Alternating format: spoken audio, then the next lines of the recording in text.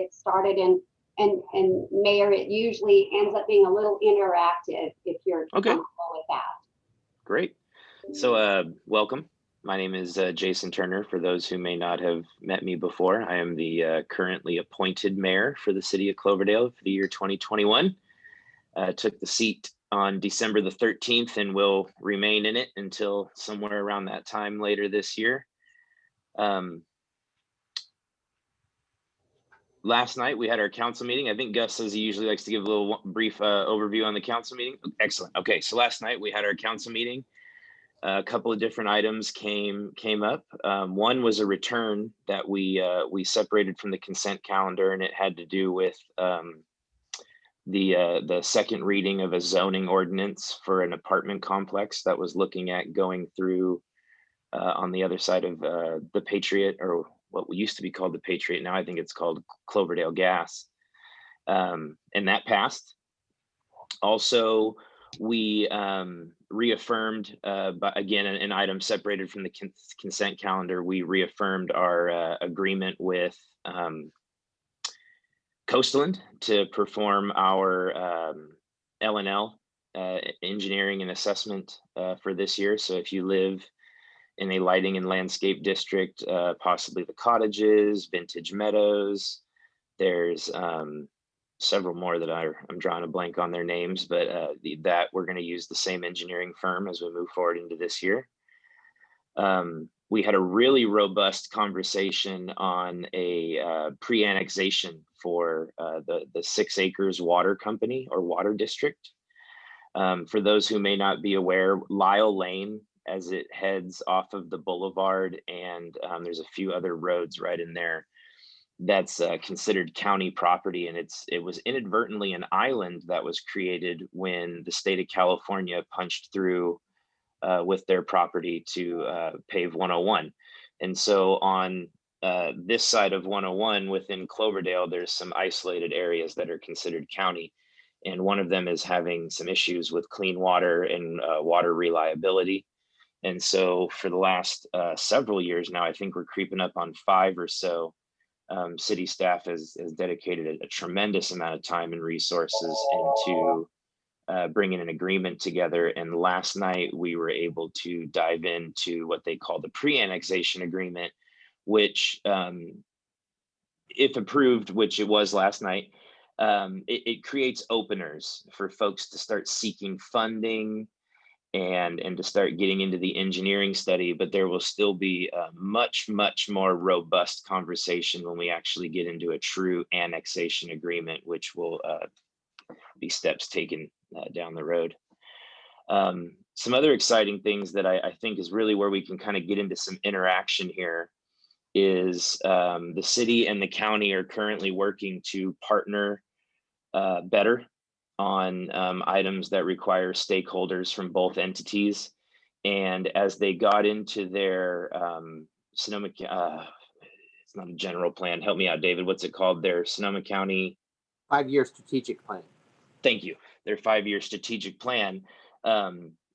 Supervisor Gore came to our meeting 2 weeks prior and kind of got into the weeds about that, and we saw an opportunity to give some feedback and created kind of a workshop out of it last night at our meeting. And admittedly, it was a bit down there on the agenda, so if you weren't able to make it to about the 9 o'clock mark, you may not have been able to participate in that dialogue, but it's far from over. And the council and the city staff both coordinated together on different priorities and how it related to actions that we're taking in Cloverdale, and likening it to aspects of their 5-year strategic plan where we felt that we could fit. And as we saw the dialogue move forward, we realized that some of the things that we're missing are actionable deliverables, and giving those, kind of like due dates and introducing levels of accountability. And so that's kind of what our next step is looking to be, is to start to actually get practical with our hopes and dreams, and start to give due dates and a little bit more regular cadence with the county. But for this group here, the city and the county intermingle on many different projects that benefit both within and without the city limits. And I think some that come to mind right off the bat are the pool. I know folks here are participating in the Resilient Cloverdale efforts and getting county buy-in and some deliverables in that space would be advantageous to a lot of the parties involved. As we continue to address food insecurity, which is now something that's kind of living in a few different areas, but really being project managed by the Resilient Cloverdale team. Again, we see more opportunities in the senior center. I have to give absolute credit there. The senior center is doing a lot of work with the food insecurity. But we see more opportunities to partner, and not necessarily that we haven't come to the table, but what can we do to get a little bit more representation from our county supervisor. And so, while relationships are good, there's always a difficult transition from good to great, and those are the details that we're looking at overcoming now. So, at the risk of just chewing your ear for too long, I also want to kind of open it up to city staff. We have our city manager, David Kelly, with us today, our chief of police, Jason Ferguson, and our assistant city manager and community development director, Kevin Thompson. I'm sure familiar faces to everyone, and I think they do give some regular updates. And so, gentlemen, please, whenever you're ready. Mayor, thank you. I'll be happy to share a little further update on the county strategic plan. The Board of Supervisors is planning to consider final adoption of the plan in mid-March. They are seeking public comment and feedback. It's an opportunity for the senior center or citizens and residents to provide feedback and comments on that plan. It is available on the city's website because it was included as part of the council agenda packet for the meeting last night. And I'm happy, Susie, if you'd like me to send it to you, I can do that, or send you the link and you can share it. The strategic plan that the county developed is it's kind of interesting. They have what's called pillars, and that are the basis for the strategic plan, and it follows a similar process as strategic plans in that it has a mission, vision, and goals. But above those goals are the strategic plan pillars, and their plan has 5 pillars. Those include healthy and safe communities, racial equity and social justice, organizational excellence, resilient infrastructure, and last but not least, climate action and resiliency. And for each one of those, there's a set of goals and objectives that the county would like to help align their funding to address over and meet over the next 5 years. And what our council undertook was review of that strategic plan and identify the key topical areas where we could partner and collaborate with the county on key initiatives, in so much as they relate directly to not just the city, but the unincorporated community of Cloverdale surrounding the city, because we really view ourselves as as a community. So it often makes sense to in larger planning efforts to kind of maybe not always just focus on property lines, because we know, for instance, you take the issue of homelessness, which is a critical issue affecting our community. It doesn't stop at the city line, and it doesn't stop at the county line. So there's just a tremendous need for all of us to work together and collaborate on how we're going to address some of these more complex issues. So other issues that we meaning the city council identified that were important for us to collaborate on included affordable housing, included emergency planning and response, and that's something that I know Melanie and I have been really involved in with Resilient Cloverdale, along with the chief. Grant writing, infrastructure development, of course. There is a quite an effort underway to develop a bike path adjacent to Crocker Bridge to support safe pedestrian and bicycle travel along the bridge. Land use planning, as the mayor shared with us, the council had a discussion last night about property that a lot of folks view as being within the city, but it's technically county property when you drive along South Cloverdale Boulevard, and it's rather undeveloped, and we'd like to see. It'd be really nice to have street lighting in that area, sidewalks, curbs, and gutters, and and landscaping that could improve the attractiveness of that area, but also support pedestrian movement and safe vehicle travel through that area. So these all tie in to what I view is quality of life in Cloverdale, and that's why it's so important that we work together, because unfortunately many of the solutions come with a price tag, and that means we really do need to work together and figure out how we can pay for some of these improvements that are so needed for our community. So, Mayor, I'll just stop there. That was just a little more deeper dive on the strategic plan and how it relates to a lot of the other actions that council was taking last night. Hey, David, I saw a question come through in the chat that I think between you, Kevin, and Chief, we can address. And let me just bring it up in front of me here real quick.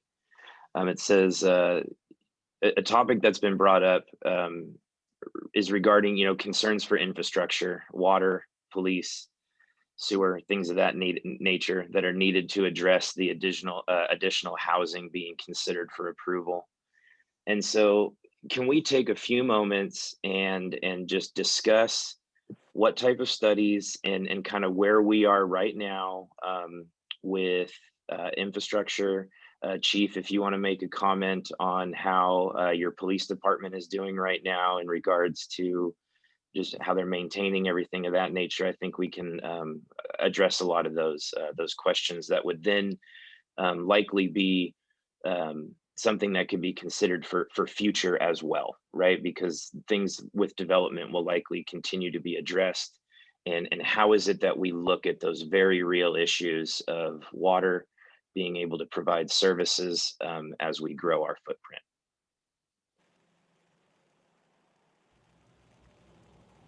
Well, I can. Would you like me to start, or I'm sorry, go ahead, Kevin. Go ahead, Chief. Well, I'll just start from the law enforcement perspective. I know it's been brought up, a lot of these issues are being addressed about the impacts to local law enforcement with the addition of some of these developments. And I have to kind of, look at the engineered studies and agree with what their findings are, is that there's really low impact from a police standpoint when it comes to some of the infrastructure that's being considered. And although we're not there 100% yet, it does mean a lot when an engineered study comes in and they equate so much into impacts. And a lot of things they take into consideration is the fact that these infrastructure, they're all within our city limits for the most part.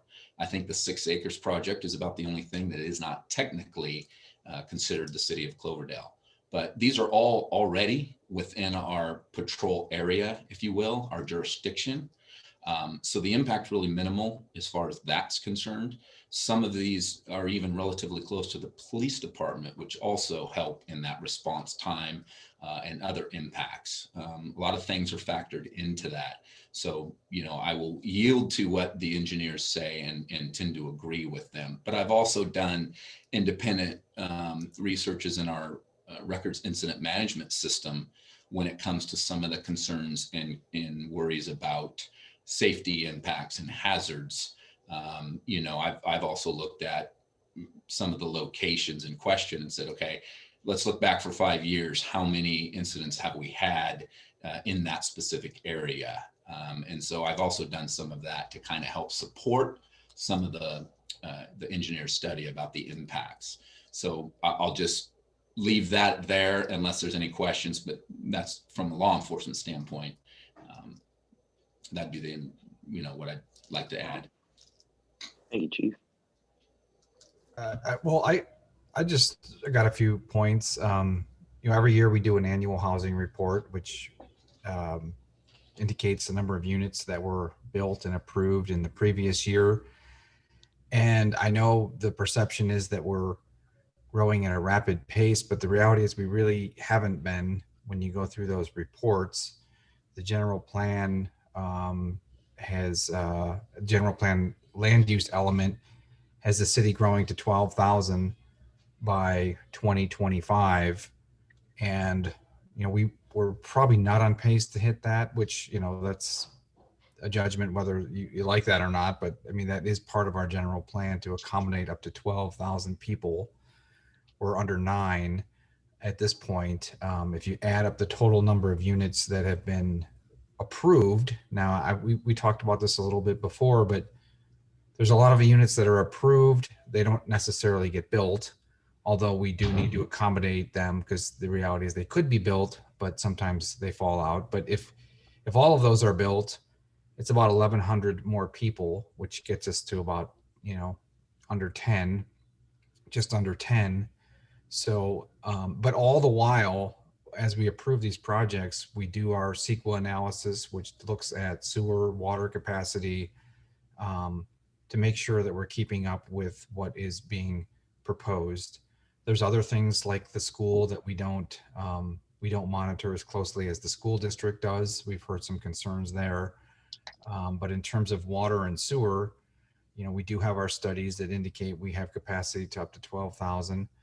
We are embarking on a revised memo from a really good engineering firm that's going to help us get a real-time snapshot of our water use and what we have in capacity, and kind of a calculator that we can use to plug in proposed projects and determine the effects on our system based on this calculator that they're developing for us.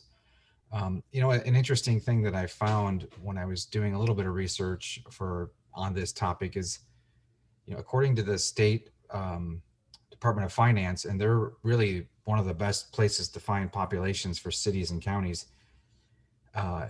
Cloverdale actually lost 66 people, in 2019. Which, it does make sense because we're hearing a lot of stories of people leaving California. So I just thought that was interesting. It's just a side note. I mean, the reality is we do have a shortage of housing, and we have for years in this county.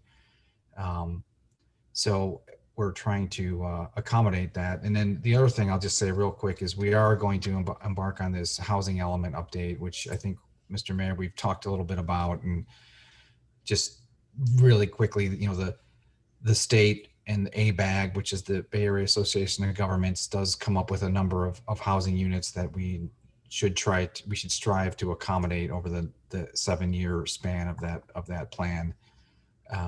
I don't have the numbers. They're finalizing them now, but there was an article in the paper about Windsor and Healdsburg getting assigned pretty high numbers. It's not finalized yet, but so really, I understand the community's concerns, but we have not. We've approved over the last 5 years about 100 building permits for for residential units. So that's 20 a year. That's pretty slow growth by California terms, in terms of fast growing cities. And I just want the community to know we are monitoring our infrastructure needs in correlation with the approval of these projects.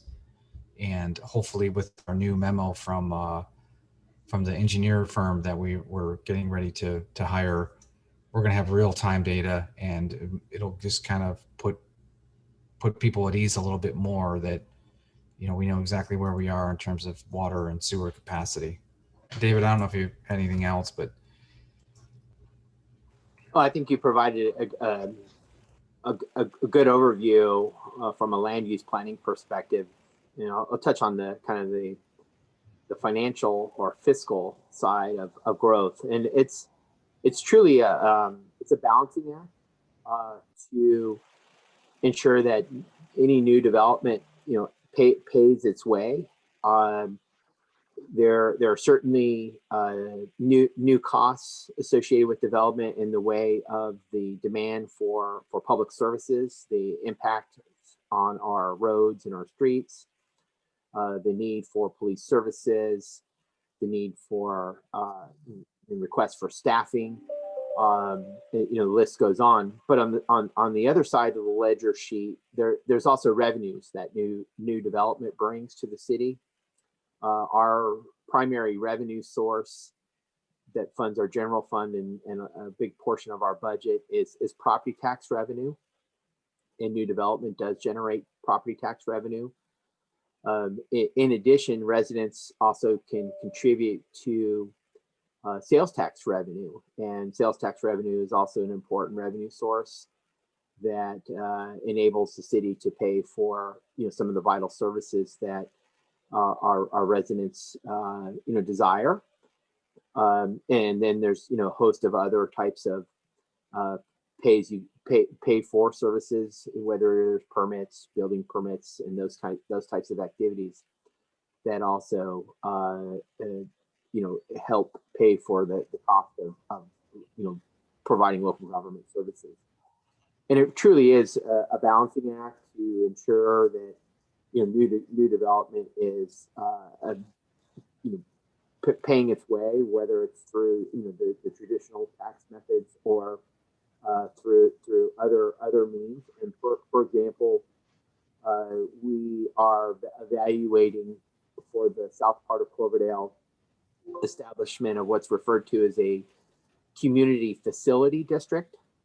Some other cities have been utilizing this practice for some time, and the terminology that you'll often hear is mellow roofs.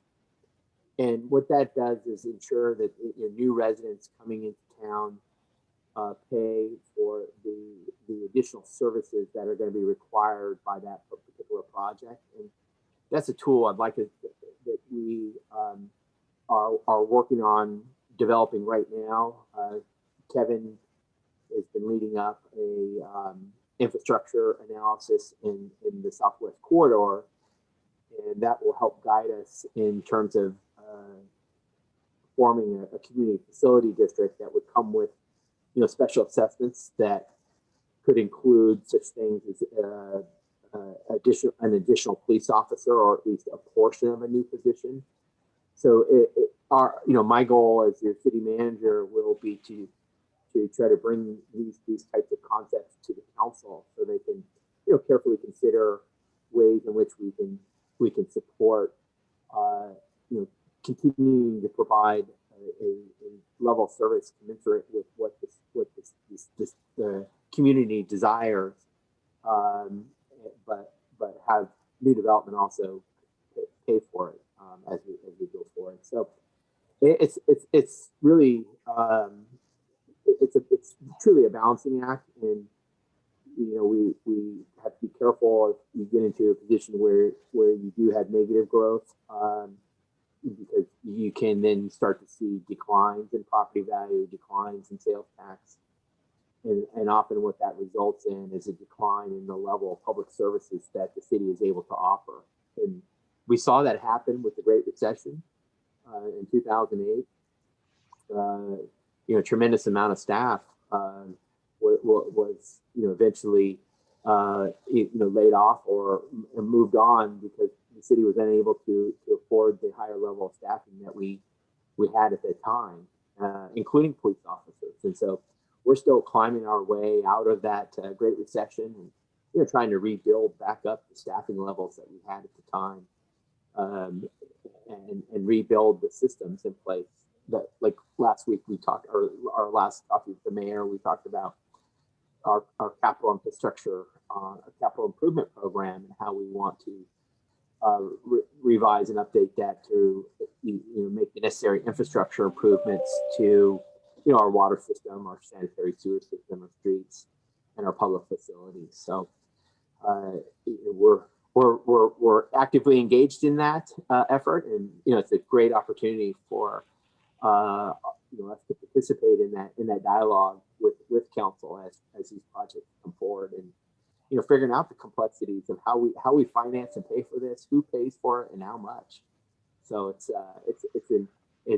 a moving target, and it's a situation that many cities are confronted with, is how do we continue to maintain the level of services that our community desires and or improve them? How can we do it in a way that it meets the needs of our residents, and we can continue to build our quality of life, and not necessarily come with significant cost burdens on all of us as residents. Yeah. If I might say so, David, I believe there's a correlation, and you correct me if I'm wrong, but I believe there's a correlation between adding this housing and bringing our population up to reducing some of the financial pressure on the citizens that are already in Cloverdale, those people that are worried about their water bill, and those people that are worried about the infrastructure not getting done, and that kind of typically adding people to the mix and adding other payers to the mix and adding a little bit more of a spike to the economy by having more people hopefully spend their money locally actually takes pressure off of those people in Cloverdale, existing citizens in Cloverdale, and lets them worry a little bit less about the additional costs going forward. I mean, once the water infrastructure is done, it has the capacity, it will have the capacity to handle 12,000. So it's going to be a good trade-off for the people who actually are already in Cloverdale that are concerned about rising costs. Is that not true? Yeah, I think you're absolutely right, Al.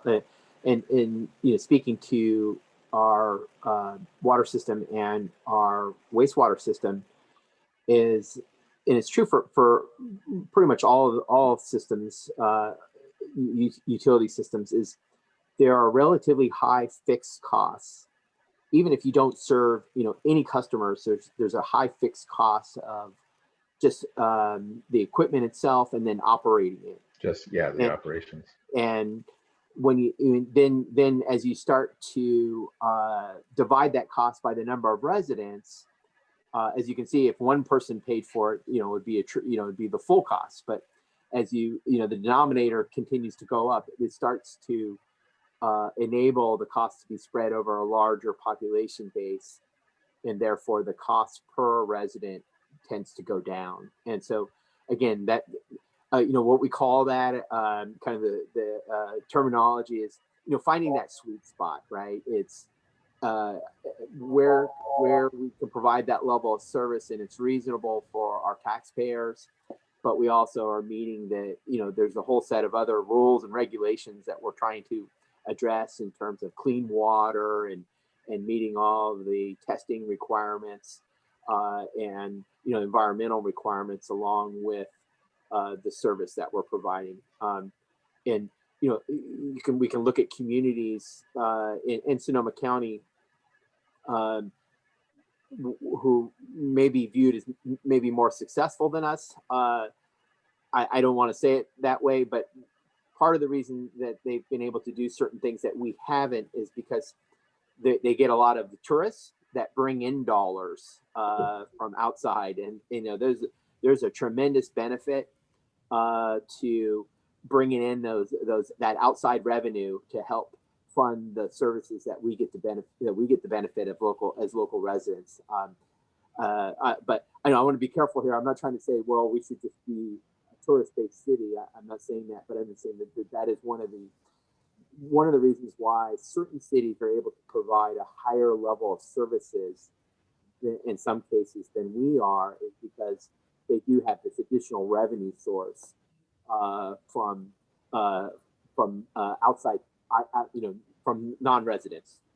Right, and I understand that your balancing act is very important, because it is a balancing act. However, I'm the kind of person who loved walking into Cloverdale and Healdsburg 30 years ago, and I know Healdsburg is a lot different. And I know that Cloverdale's culture wants to stay the same. and I want it to stay the same. I'm investing in Cloverdale as well, and I want it to stay the same. That's what I love about it.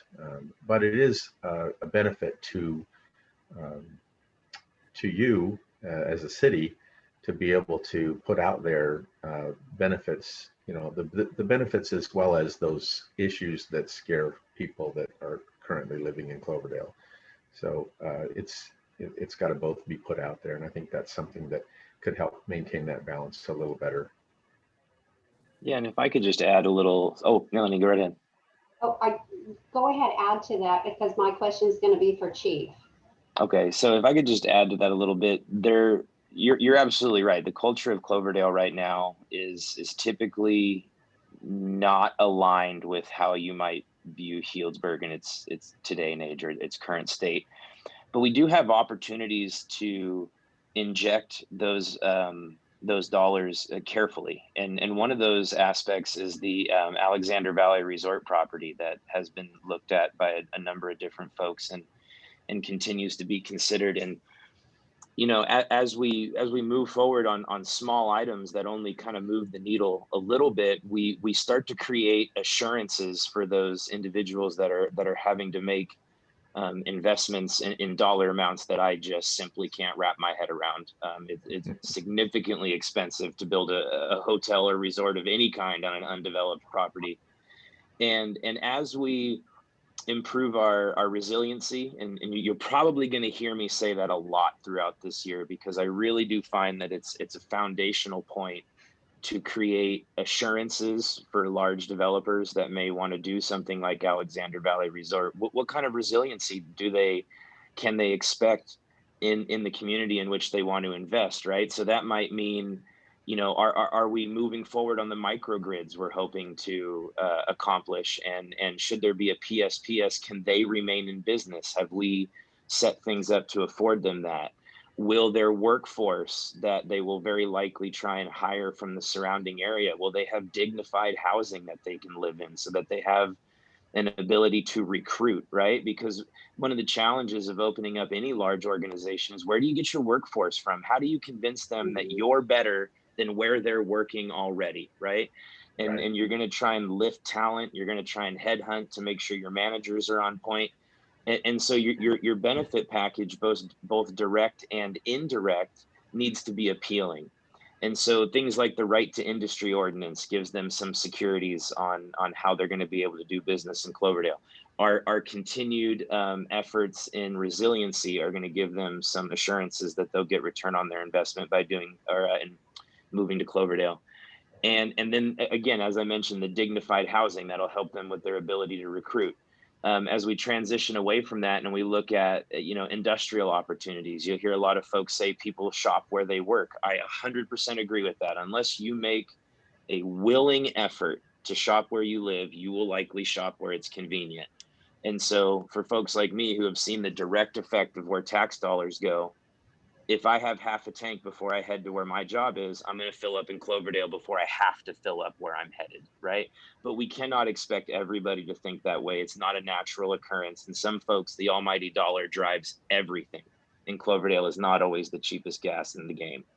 So again, allow me to kind of summarize here by saying that housing is an element, industry is an element, tourism is an element where we might be able to bolster our downtown district, but continuing to do it in a collaborative source and very, very careful will allow us the opportunities to garner some of that revenue that David talks about that can be generated from tourism without plopping it right dead center in the middle of Cloverdale and changing the characteristics that literally have brought people, as recently as my own brother. He closed on a house yesterday with two of his friends right in Cloverdale. I'm stoked, right? And it's the small town vibe that brought him up here, and his brother's clever marketing. But nonetheless, the small town vibe is what really brought him up to Cloverdale, and Cloverdale made it happen for him. And he had assurances when he came up here. He saw what downtown looked like. He loves El Milagro, right? Things that we've done as a community to ensure that we supported them through tough times. That's what's going to keep our revenue streams open. And so I really appreciate this dialogue and wanting to be diverse in where it is that our revenue streams come from, because I personally am not 100% housing all the time. There will be times where you will see me vote no, I want to keep that industrial because I think we have an opportunity. But that's not to say we can't do everything calculated. Well said. Thank you, Mr. Mayor. Okay. So my question for Chief is, so I know I live out of city limits, so if I have a situation come up, I need to call the sheriff's department. So on Lyle Lane, which is right here in town, if a situation comes up, is that what they have to do as well? They have to call the sheriff to deal with that situation, or are the Cloverdale police able to assist there? So we do. And I'll tell you, Kevin also mentioned this at the council meeting about how we're in that area a lot when the 6 acres discussion first began, and we are. I will tell you that we responded in 2019 4 different times there, and in 2020 7 different times there.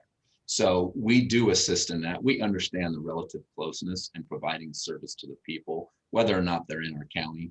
And I think that's an example of working with our county and trying to work together to try to solve some of these issues, because the same thing would happen if the roles were reversed. There's plenty of times where they've been here and assisting us.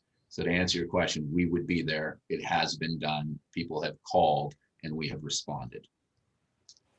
It's good to hear.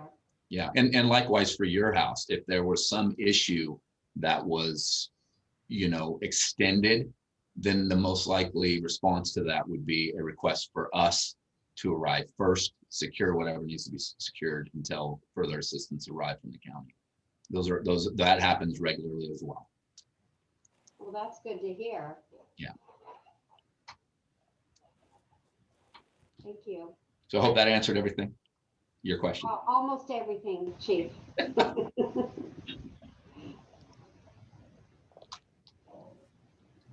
Yeah, Melanie, to build on Chief's comment, the public safety, they have established systems where they provide support to one another through mutual aid systems. So they really do have this kind of built-in collaboration. But it's been done through negotiations that happened a long time ago to form these agreements that they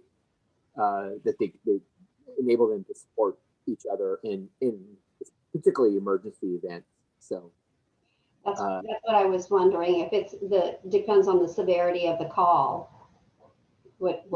Our Chief has dispatched police officers to Santa Rosa, to Healdsburg, to any of our neighboring cities when called upon, and likewise, it's a favor they'll return if there was an incident that was necessary to call for backup service, and our neighboring jurisdictions would respond for critical public safety matter.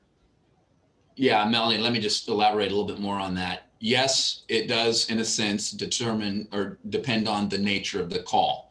If you had hypothetically something stolen from your property, that wouldn't be something of an urgent matter. It is to you, but it as far as the deputy may be delayed, and that wouldn't be something where they would, typically say, hey, can you respond out there? But in a situation where it's urgent, it's immediate, that's most likely where that would take place. But also I want to just add to David, there's a lot of opportunities for mutual aid that we take advantage of.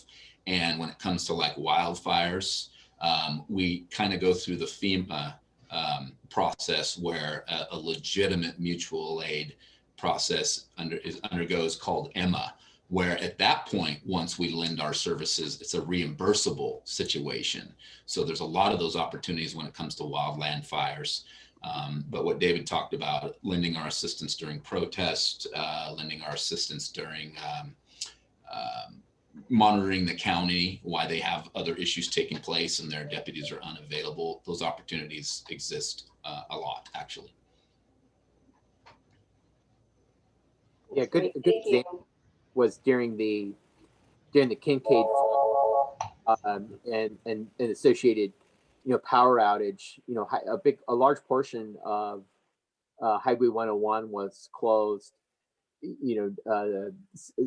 south of us, and the sheriff's office, called and requested support to patrol, a fairly large unincorporated area between, Geyserville and Cloverdale, and our department steps up and responds, and addresses that critical and emergent need. And then kind of good news is it always takes effort to get reimbursed, but we applied, we submitted our expenses to the California Department of Office of Emergency Services, who is the state counterpart to the Federal Emergency Management Agency.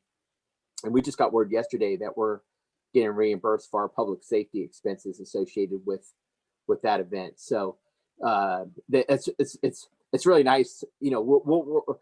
Chief's going to respond regardless, but it's kind of ask for reimbursement later. So here we are a couple of years later now from the event, but we're finally getting reimbursed for our police officers' time responding to that event. So that's kind of a positive outcome. It's nice to get paid back for all the time that we dedicate to those types of emergency responses, because it usually does, it's not without a toll. We have our normal patrol duties, and often to respond, it requires additional officers to be called to work, and it's overtime for them. And with a lot of the emergency events, it does it take its toll on our officers having to respond constantly to these emergencies. So I know the Chief's real cognizant of that, and it takes management. David? You're on mute, Melanie. I think because the phone keeps ringing, I'm trying not to be so distracted by it. Is that typical that it would take 2 years to be reimbursed? So a lot of these things take a lot of time to investigate. And the one thing I want to add to what David's saying, in order for us to be reimbursed for our mutual aid, the trigger is a declared emergency. And not all circumstances that we go and assist with fall under that definition of a declared emergency that the county has done. Once that declared emergency happens, then they're given a disaster incident number. And once that happens, then we start the legitimate mutual aid request, legitimate documentation. It takes quite a bit of documentation on our end. For every time we send an officer to go do something, that must be documented on multiple forms. And those forms have to be accurate, submitted before any reimbursement. So you can imagine on a major ordeal like the Kincaid fire, we're not just talking about what Cloverdale processed and submitted. We are talking about every agency that was requested under an emergency for this Kincaid fire will get one basic emergency number. And then everything that happens in that emergency will submit for reimbursement under that number. So you can imagine how much it requires to review these documents, process these documents, and then determine whether we meet the qualifications to be reimbursed.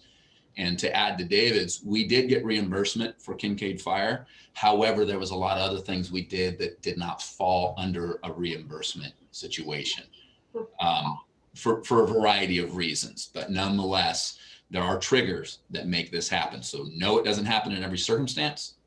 There's things that must take place in order for that to happen. Wow. Gus, nice to see you. Oh, I had to come home to use my Wi-Fi to get things to work, but I'm here. So I'm just going to remain silent. I'm sure between David, Jason, and our chief, everything's been covered. And Kevin's here as well. So hopefully we gave a nice update of the city council meeting last evening and talked about a couple things. So what do you think about the 5-year strategy planning? As long as we can tie it in with the city's goals, I think it would be great. I'm particularly excited about the Parks and Rec. area. I think the county, I think James Gore understands that a lot of the county folks that live up here in the northern part of the county use Cloverdale recreational facilities for Little League, soccer, etc. And I think it'd be great if we could partner on a few projects. Maybe even the big one that I would like to see is the renovation of Second Street Park. I think that'd be fantastic joint project for us to do with them. So, yeah. Because we've never had a Parks and Rec. And so would that be a development of a Parks and Rec under the City of Cloverdale umbrella? Well, you know, we basically don't have an official Parks and Rec, but we do have a crew that's all they hand on, and that's Hector. While it's not official, you know, when there's something to be done in the parks or recreational area, I'm pretty sure that David gives him a shout out and he takes the lead on it. So. But no, that won't be a hindrance to us doing it. Whatever we have to do to get part of that pie, we'll do it. So That's great. Jason, that's got to be good news for you, having two little ones. Oh, yes. I like the focus on the parks. And, you know, one of the fun things that happened recently was a small group of people came to us with a desire to expand the basketball courts to accommodate pickleball. And it was, you know, Hector and his team that are able to, you know, kind of accommodate things like that when we're able. And so to be able to get into any avenue where we can expand on that is absolutely exciting. It's just more opportunities for recreational